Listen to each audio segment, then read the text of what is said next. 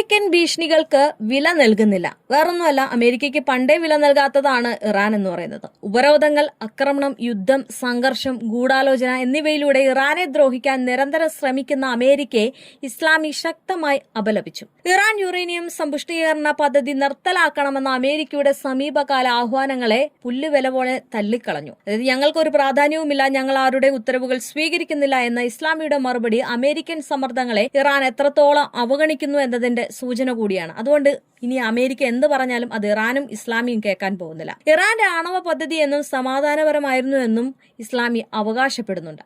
സമീപകാല American Israel വ്യോമാക്രമണങ്ങൾ ഇറാന്റെ ആണവ പദ്ധതി തളർത്തിയെന്ന വാദം നിഷ്പക്ഷം നിഷേധിക്കുകയും ചെയ്തു. ചില ആളുകൾക്കോ കെട്ടിടങ്ങൾക്കോ നാശനഷ്ടങ്ങൾ സംഭവിച്ചിരിക്കാമെങ്കിലും തങ്ങളുടെ ശാസ്ത്രജ്ഞന്മാരുടെ ആത്മവിശ്വാസത്തിലും അല്ലെങ്കിൽ അവരെ ഒരിക്കലും നശിപ്പിക്കാൻ കഴിയില്ല എന്നതും കൂടി പ്രസ്താവിച്ചിട്ടുണ്ട്. ഇനി മറ്റൊരു കാര്യം എന്ന് പറയുന്നത് ആഗോള പിന്തുണയും ഉറ്റപ്പെടുത്തലുമാണ് ഇപ്പോൾ ഇസ്രായേൽ നേരിടുന്നത്. അതിന്റെ കൂടെ അമേരിക്ക പെടുമോ എന്നുള്ള ഒരു പേടിയും ഈ പറയുന്ന ട്രംപിനുണ്ട്.